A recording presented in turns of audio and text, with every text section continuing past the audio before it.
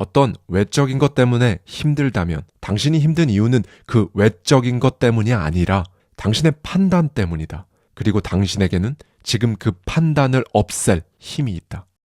안녕하세요. 하와이 대저택입니다. 여러분은 성공합니다.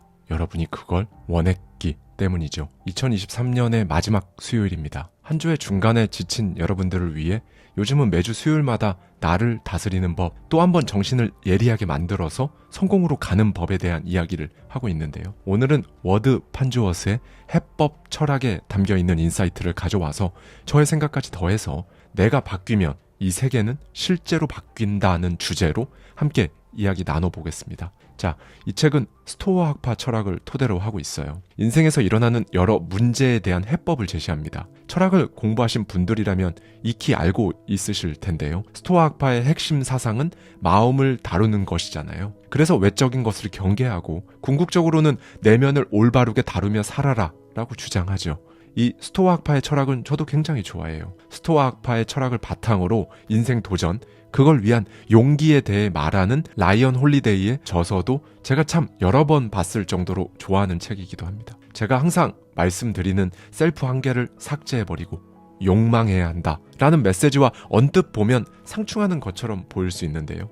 그런데 인생의 어려움을 극복하고 의미 있는 삶을 살기 위해 내면의 평온, 안정을 추구한다는 점에서 배울 점이 정말 많습니다. 무엇보다 저는 제일 마음에 드는 게요. 역경을 맞는 자세, 그렇게 얻어지는 덕과 진짜 배움, 이 부분에 대해서 우리가 살면서 새겨들어야 할 것들이 정말 많아요. 그래서 오늘은 4단계로 나눠서요. 이 스토아 철학을 분해해 보겠습니다. 스토아 철학의 기본 생각 1단계는 다음과 같아요.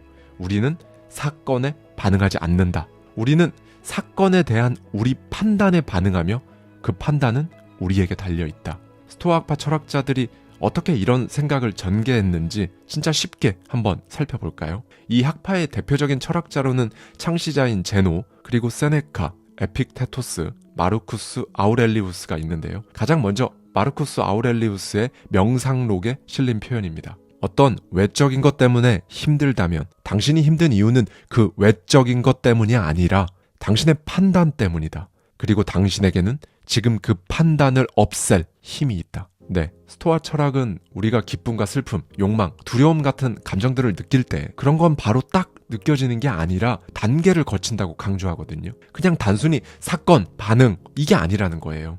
그 사건에 대한 판단이나 견해가 먼저 생기고 그 다음에 이제 반응이 나온다는 겁니다. 그러니까 우리의 숙제는요. 어떤 판단이나 견해가 생겨나는 이 중간 단계를 알아차려야 한다는 거예요. 중간 단계를 알아차리는 게 내면의 평온으로 가는 시작점이자 인간의 의지라는 걸 깨닫게 해주는 초석이 되는 겁니다. 여러분, 그런데 이게 좀 멋있게 말을 해서 그렇지 이 중간 단계는 다른 말로 그냥 생각이에요. 우리 경험으로 쌓인 신념, 견해, 사고들이 다 합쳐져서 만들어진 그야말로 생각의 결이죠. 이 결이 어떤 반응이 들어오면 이제 판단이라는 형태로 나타나게 하는 거고요. 그리고 이렇게 생각의 결에 맞는 판단이 계속 반복될수록 이 결은 짙어집니다. 그럼 너무 과하게 짙어진 판단과 견해는 뭘까요? 이게 이제 고집인 거예요. 그런데 현실을 보면요. 어떤 일에 대해 굉장히 많은 사람들의 반응은 되게 중간 단계가 없이 곧바로 일어나는 것처럼 보이거든요. 그러니까 사람은 어떤 사건에 대해 자기가 하고 있는 그 반응에 자신의 판단이 개입되었을 거라고는 아예 생각 자체를 못하는 거예요. 마찬가지로 다른 사람 역시 완전히 똑같은 사건이라고 해도 전혀 다르게 판단할 가능성이 있다는 그 가능성조차 못 봅니다. 그래서 대부분은 어떤 사건에 대한 자신의 대응이 옳다고 대단히 객관적이라고 하지만 그렇지 않다는 거죠. 그래서 스토아 철학에서는 이 모든 걸 착각이라고 표현합니다. 여러분, 그런데 이 착각을 없애기 어려운 이유가 있어요. 눈에 보이지 않습니다. 그리고 우리 마음은 우리가 반응하는 그 근원에 대해 뭐 하나 막 친절하게 설명해 주는 게 없잖아요. 그렇죠? 사실은 내 생각의 결이 딱 굳어져서 오로지 그 결에만 그냥 딱 맞춰서 반응하고 그렇게 사는 겁니다. 이게 이제 스토아 철학의 기본 생각 2단계인데요. 그래서 지금과 다르게 살겠다면, 인생 바꿔보겠다면 생각의 결, 이걸 바꿔야 한다는 겁니다. 여러분, 만약에 여러분의 판단이요, 여러분이 가고자 하는 그 길을 자꾸 방해한다. 그러면 여러분이 쌓은 생각의 결이 틀렸다고 결정한 다음에요, 샅샅이 파헤쳐서 뿌리 뽑고 다시 길 들여야죠. 그럼 어떻게 다시 길을 들일 수 있을까요? 스토아 철학에서는 어떤 사물이나 사건에 대한 우리의 일상적인 반응은요, 대체로 연습을 통하면 뿌리채 바꿀 수 있다고 봅니다. 결국 이겁니다, 여러분. 내가 지금 어떤 판단을 하고 있는가, 이걸 알아차리고 그 판단이 내가 원하는 걸 자꾸 방해한다? 그러면 이제 원하는 길로 다시 틀어버리는 거, 이게 우리의 목표라고 할 수 있어요. 저자인 워드 판즈워스는 말합니다. 누군가 당신을 모욕한다고 가정해보라. 그 모욕은 당신이 그것을 어떻게 생각하는지를 떠나서는 의미가 없다. 당신이 불쾌하다고 느낀다면 그건 분명 당신이 그 모욕에 신경을 쓰기 때문일 것이다. 그게 곧 판단이다. 대신 당신은 그 모욕에 신경 쓰지 않겠다고 결정할 수도 있다.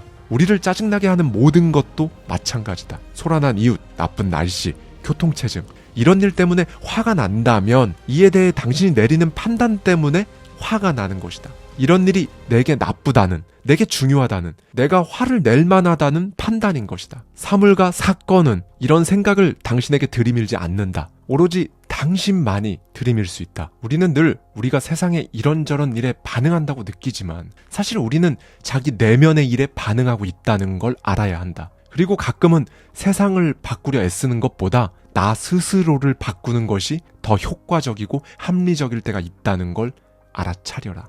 네, 여러분. 많은 분들이 스토아 철학의 목표가 마음을 비우는 것이라고 생각하시는데요. 아니에요. 보다 정확히는 어리석음과 잘못된 판단, 이걸 비우는 겁니다. 그러니까 반응하기 전에 일단 자기 자신을 더 신중하고 예리하게 들여다보라는 거죠. 이 학파가 잘 쓰는 방법이 비교인데요. 이걸 제가 쉽게 말씀드리면 이겁니다. 그러니까 내가 지금 이 상황에서 이 반응을 하는 건 사람이라면 누구나 다 그럴 거라고 분명히 그렇게 생각했는데 보다 보니까 다른 사람들은 안 그래요. 나랑 반응이 다른 거죠. 그럼 이 지점에서 깨달아야 한다는 겁니다.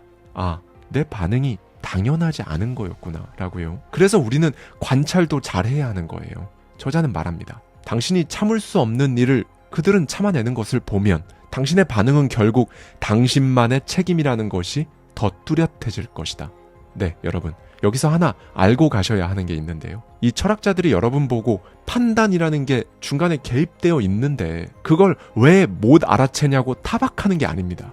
중요한 건요. 여러분이 여러분 스스로에게 이롭지 않은 판단, 반응, 이걸 없앨 능력이 있다는 걸 지금 과소평가하고 있다는 거예요. 이들의 대화를 살펴보시죠. 정신적 동요에 대한 이 모든 논의에서 문제는 하나로 요약할 수 있다네. 그것들 모두 우리 힘 안에 있고 모두 우리 판단의 문제이며 모두 우리 의지에 달려 있다는 것이지. 그러므로 우리는 우리를 치유하는 일에 집중하도록 하세. 왜냐하면 이 불운들에 휘둘리는 한 우리는 행복할 수 없을 뿐 아니라 온전한 정신을 지킬 수도 없을 테니까. 네, 일상의 사소한 사건들에서요. 여러분 판단을 바로잡는 연습을 하는 건 어렵지 않아요. 쉬울 겁니다. 그런데 단순한 사건이 아니라 이제 역경이라고 부를 만한 것들이 찾아오면요. 우리는 무너지거든요. 스토아 철학의 목표는 이 역경 때문에 마음의 평화가 망가지지 않도록 하는 거예요. 좌절을 충격 없이 그냥 받아들이고 오히려 더 위대한 걸 만들기 위한 재료로 바꿔내는 것. 제가 여러분들께 늘 말씀드리는 것과 결을 같이 하죠. 네, 스토아 철학은 어떤 일이 일어나든 밖이 아니라 안에서 가치를 찾으라고 하는데요. 지금 안 좋은 이 사건이 장기적으로 더 나쁘게 흘러갈 거다. 이렇게 가정하는 것 자체가 틀렸다는 겁니다. 세네카의 서한집과 마르쿠스 아우렐리우스의 명상록 등에 담겨있는 그 인사이트를 한번 들여다볼까요? 삶의 조건이란 목욕탕, 사람 많은 곳, 여행길의 조건과 같습니다. 무언가가 당신에게 달려들기도 하고 어떤 일은 그냥 우연히 일어나기도 합니다. 인생은 고상한 일이 아닙니다. 비틀거리고 부딪히고 넘어지고 지칠 테죠. 어떤 곳에서는 길동무를 저버리고 어떤 곳에서는 두려워할 겁니다. 건강한 눈은 보아야 할 것을 모두 봐야 하며 나는 초록색만 보고 싶어 라고 말하지 말아야 한다. 그건 병든 눈의 징후이기 때문이다. 건강한 청각과 건강한 후각은 듣고 맡을 것을 모두 듣고 맡을 준비가 되어 있어야 한다. 마찬가지로 건강한 마음은 일어날지 모르는 모든 일을 기꺼이 받아들여야 한다. 네, 여러분, 이렇게 역경을요, 피할 수 없는 삶의 일부이자 좋은 것으로 바꿔내는 데 필요한 재료라고 생각하면요, 사람은 생각과 말에 변화가 생기거든요. 불평해봐야 소용이 없다. 누구에게든 일어날 수 있는 일이 누군가에게 일어났다고 불평하는 건 진짜 부질없고 아무 의미도 없다는 걸 알게 된다는 겁니다. 그렇게 역경이란 건 손에 잡히는 재료가 되고 조각상이 되는 거죠. 세네카의 서한집입니다.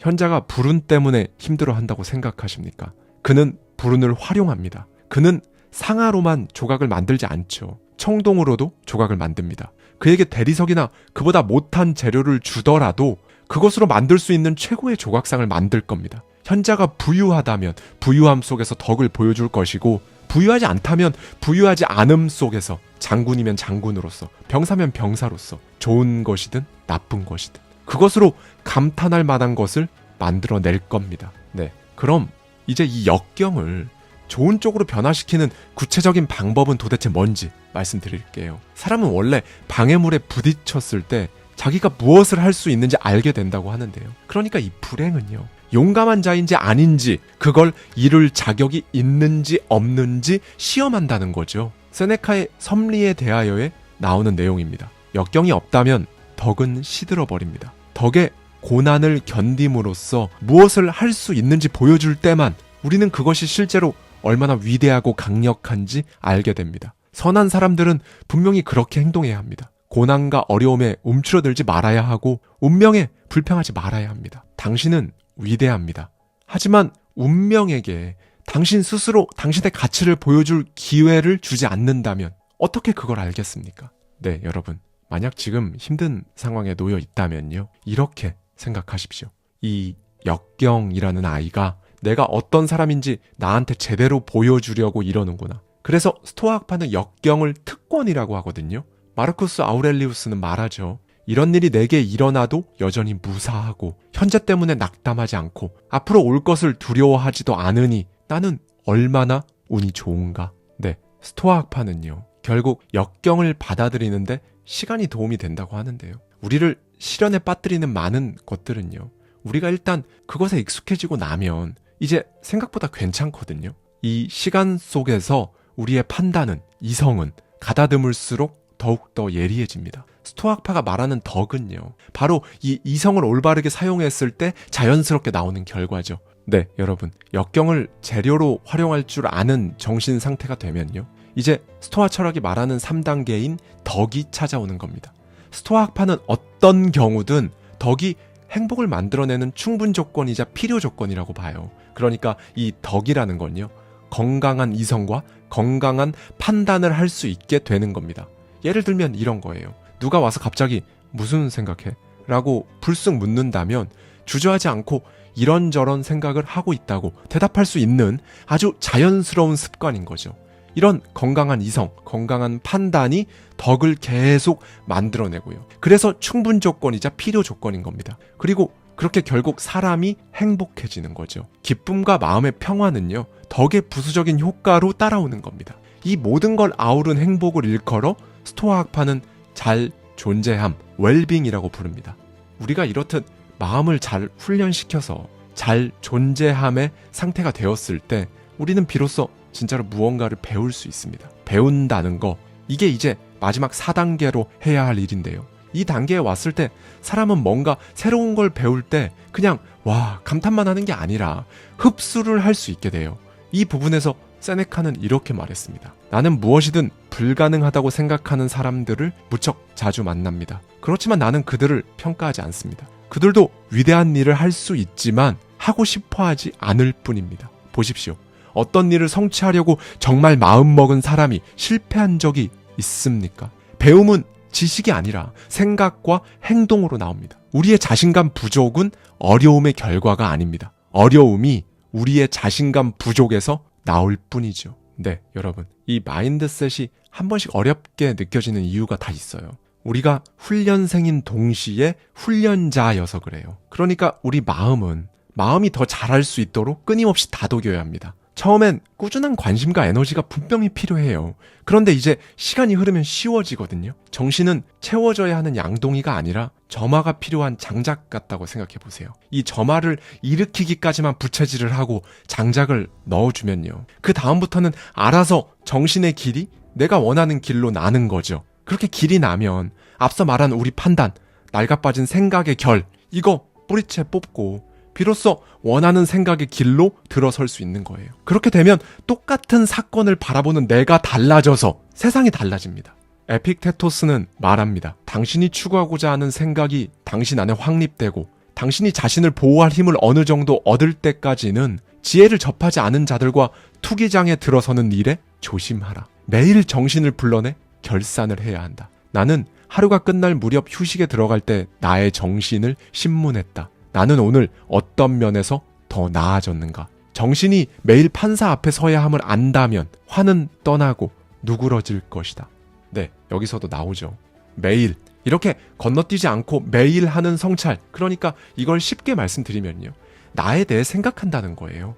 나의 목표에 대해서, 내가 원하는 삶에 대해서, 내가 그걸 지금 제대로 하고 있는지에 대해서 생각하는 겁니다. 그리고 이게 어느 정도 단단해지기 전에는 그냥 떠드는 사람들 있죠. 안 된다.